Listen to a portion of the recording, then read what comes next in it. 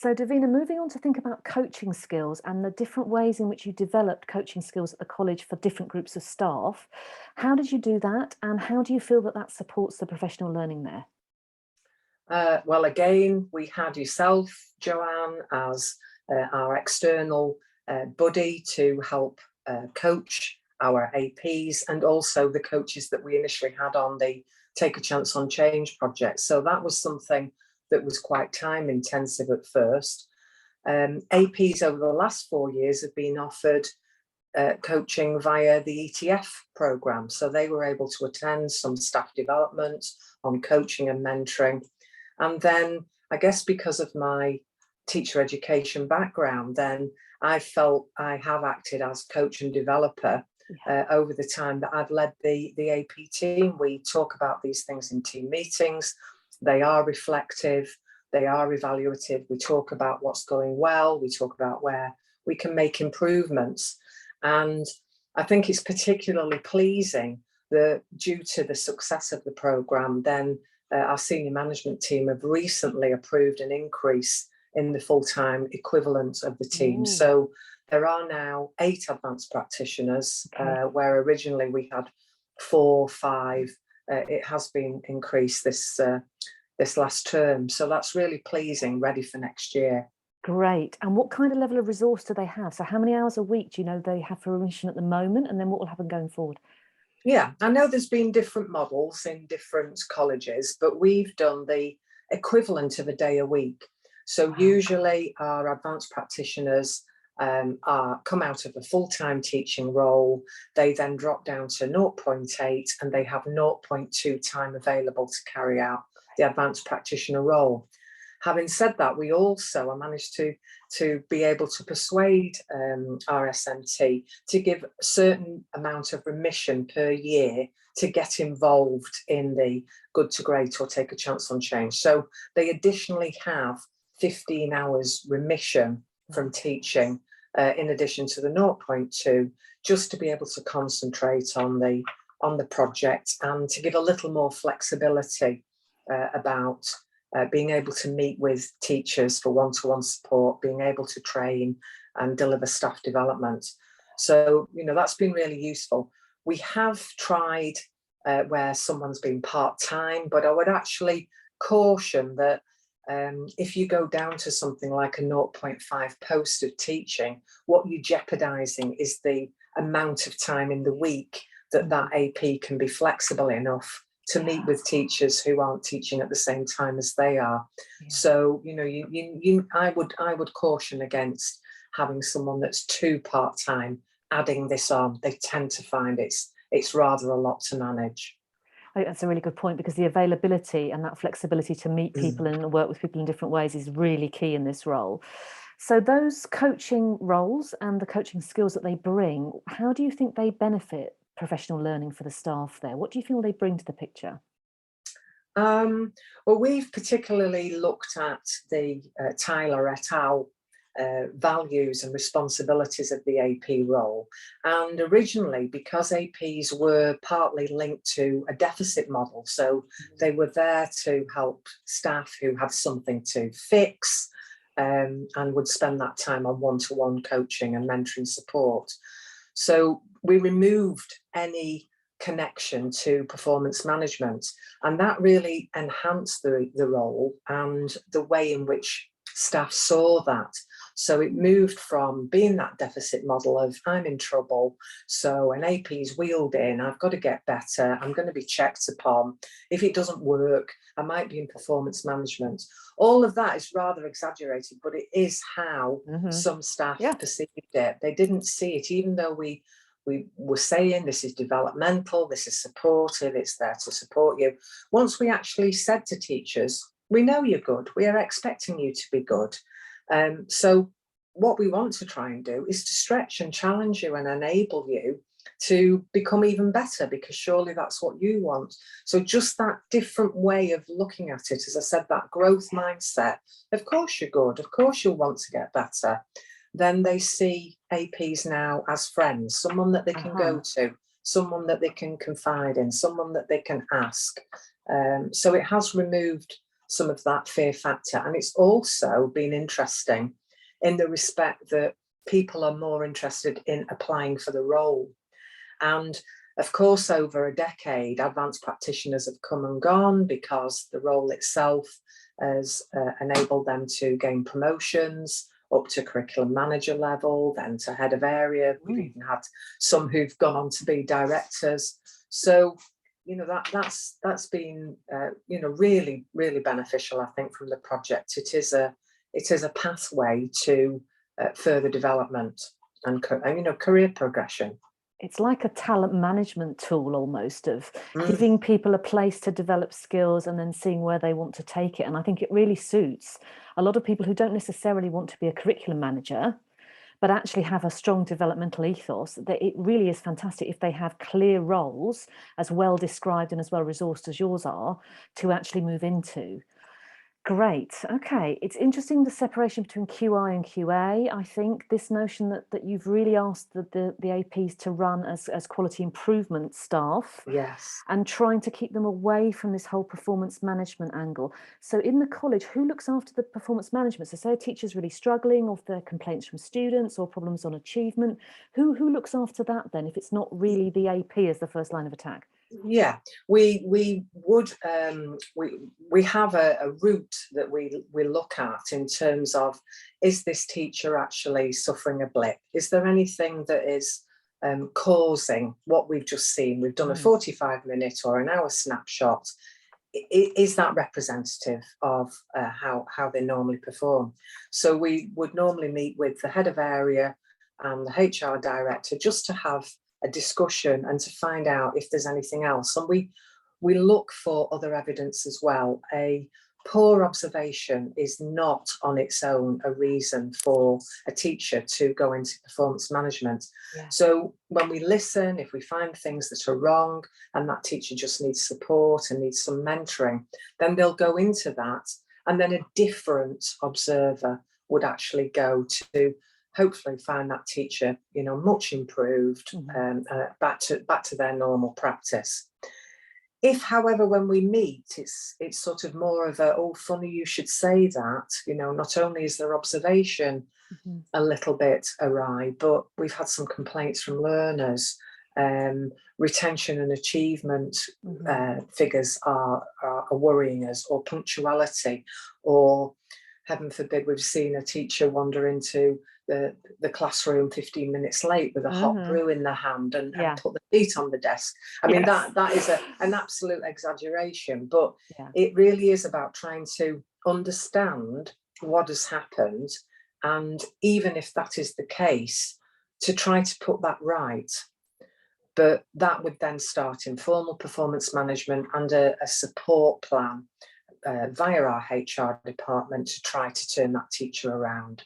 And the numbers year on year from being in post in 2011 have been so small. So it seems to me that if you recruit with integrity, if you have got teachers that have already got their teaching qualification from, you know, a bona fide institution, then really you shouldn't be seeing an awful lot of that. And it's just about tackling that small amount of teachers in a different way than putting all of your resource from advanced practitioners into the minority. So put the resource where the majority is and be pushing for excellence, and not being satisfied with just good. And this is where it linked in with going ungraded in our observations, because we used to do, as most colleges did, the Ofsted model, grades 1, 2, 4. Gosh, I even remember grades 1 to 7. Indeed. And, you know, it was like, crikey, what's the difference? I know. How big was that checklist? But oh my goodness. So, you know, although I desperately hate the word inadequate, then we know that's a teacher really needing help. And we moved away because people started to self-identify with a number, and particularly the grade 2 was a problem, because it was perceived of, oh, well, I've got a 2, so that's fine until next year. I can relax. I'll not try any harder because I don't really fancy doing any staff development. I will have to stand up and deliver something on staff development day. So excellence was almost being avoided. There were the people who loved that chalice and to get there, you know, grade 1 badge of honour. But we were sometimes, finding it was a pulled off the shelf grade 1 session that would be delivered, you know, as soon as an observer went in through the door. We used to give notice, you know, the 2 weeks notice Ofsted used to give you. We emulated that. So we saw a wide array of absolutely fabulous sessions, but all the nuts and bolts had been put into it, bells ringing for that one session. And then when we were actually talking to learners, that wasn't typical and it wasn't sustainable. So it really was a case of saying, let us come in at any time. Don't prepare for an observer, prepare for your learners. We'll come in, we'll see what we see. What's great, we'll want you to share, but it doesn't have to be on staff development day. That can be via peer observation. And, you know, if you need some support, we discuss it. You talk to us and we agree the best way for you to develop yourself. So that felt a much nicer way of doing our observations as well. And we are, in fact, thinking we're at that sort of position of strength now. I think we would have been 2 years ago. We started with the ETF project and the plan was to go right across college. But then, obviously, we had COVID, we had lockdowns, and that stalled our progress somewhat. We wanted to play a little bit safer. But I am delighted to say that college, considering at the moment that we will replace the observation process more or less in full with a peer observation model. Really interesting. And I mean, in that space, you will not get the same problems with the show pony lesson, with the jumping through the hoop unthoughtfully.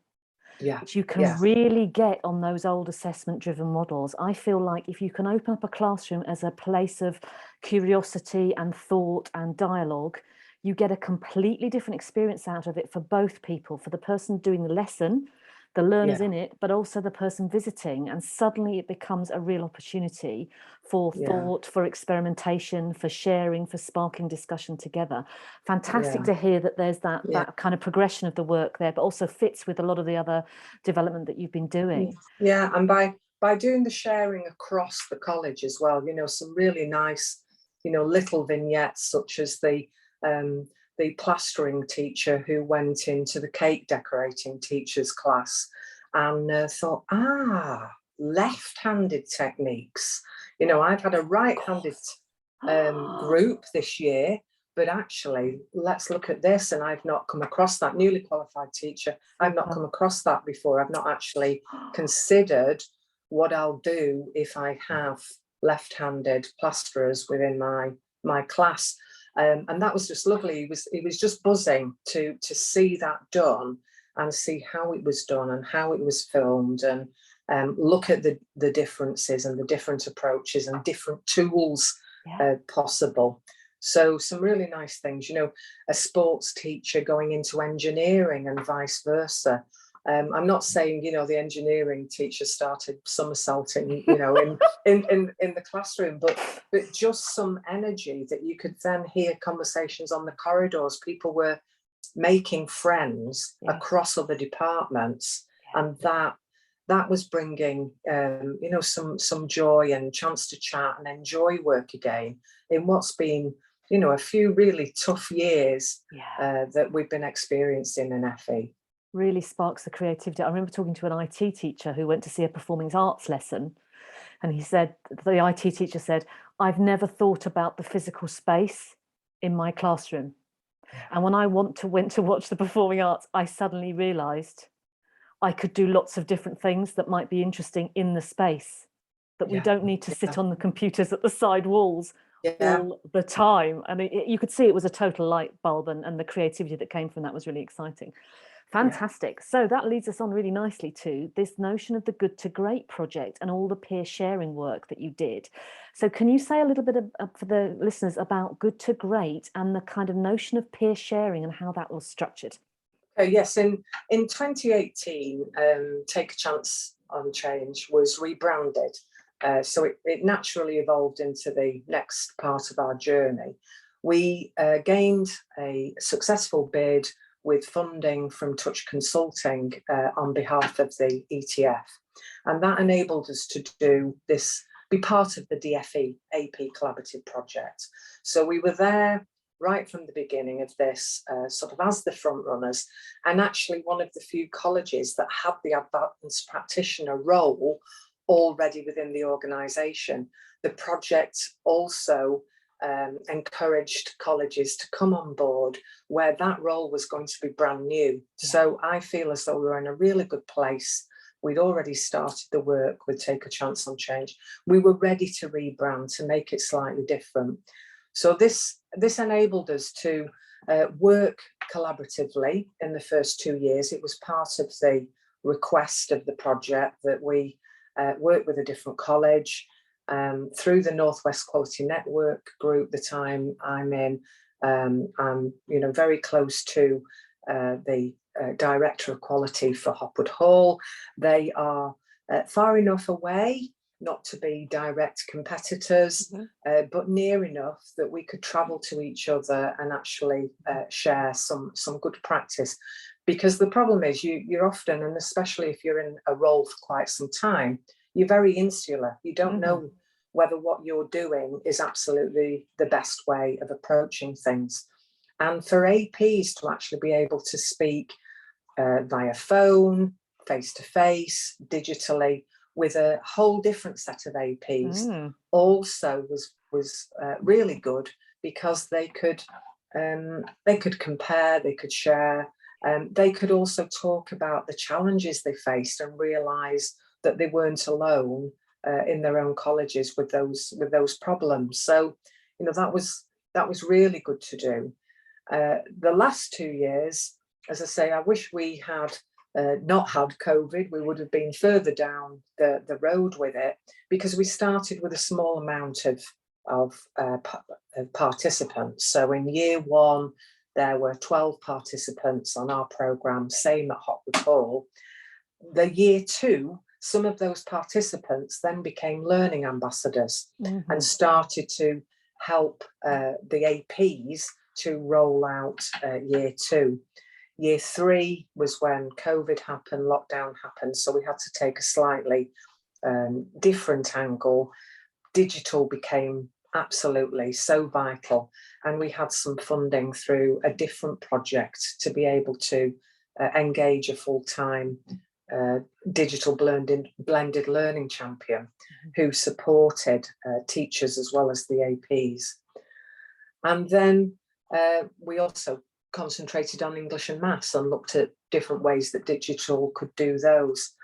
So we're now, as I said, in that position where hopefully we can have full trust in this model. It does work. It makes teachers feel safe. It makes them want to improve. It's non-threatening. We still have a walkthrough process so that if we do see things that are alarming, we still have that safety net that we can look at those and address those. But we go from the basis of whenever we pop into any session, we're going to see good things, and peers will not judge peers, but they go in and they think, yeah, I liked what you did there, and I'm going to adapt that. I'm going to try that. There isn't that feedback and judgment on the teacher. It's all about what the teacher observing can take from it.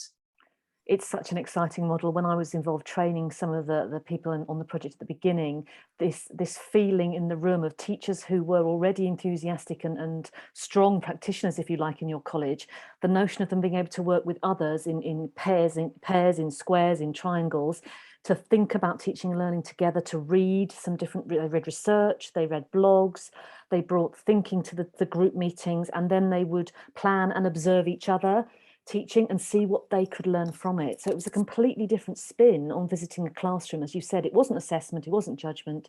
It was about what can we discuss, what can we think together, what can we take away to develop our own practice. Fascinating model.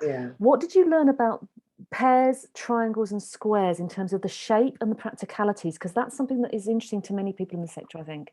Yeah, I mean, obviously, the larger the group, the logistic problems increase. You know, to get 4 people together, it really takes some thinking through, looking at timetables. Then timetables can change. So we did, in the first couple of years, we flexed between the squares and the triangles.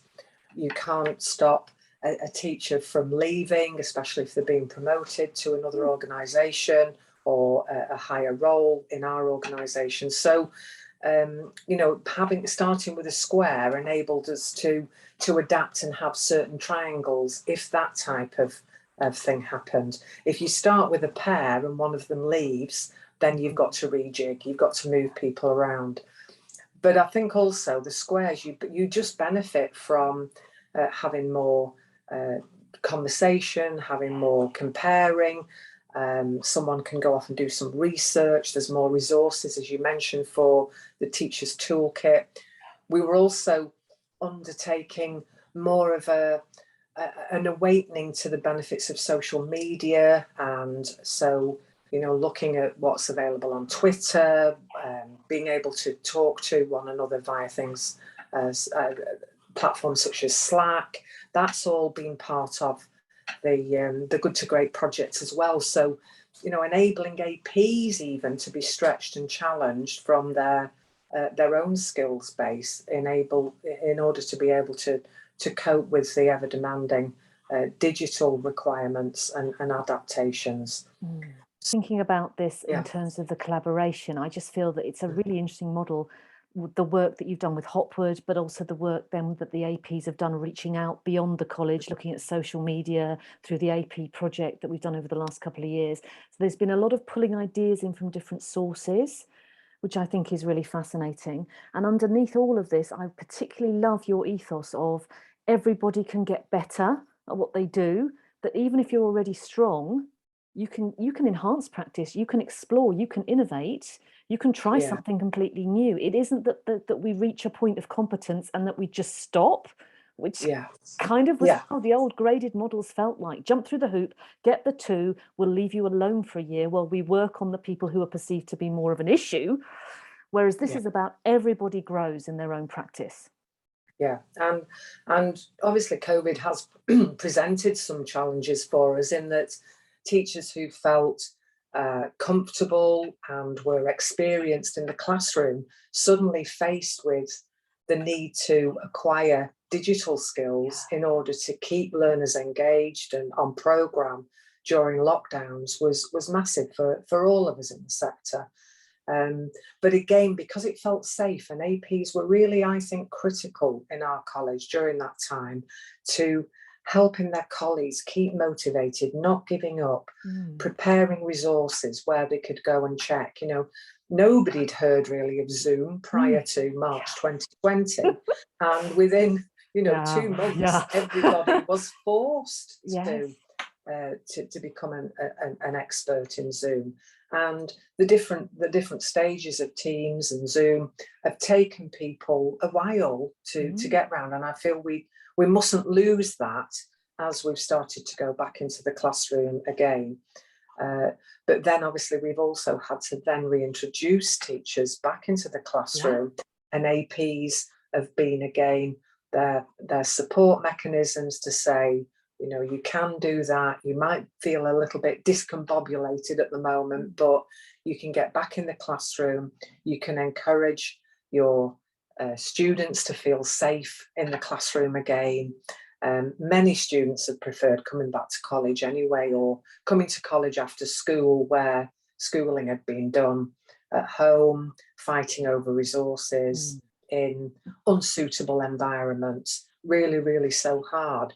So, you know, I'm so pleased we've had the advanced practitioners to be able to help with that, just as a motivational and coaching set of colleagues, you know, valued by the teachers. So important. I think that you already had that culture there. You had the notion of experimentation, you had the safe space, you had the skill set for coaching conversations already embedded there. So if you like, experimenting and reflecting was part of the way people were communicating in the culture there. And I think that's been a huge thread through this work. Great, thank you, Davina. I think that's been a very useful piece of sharing.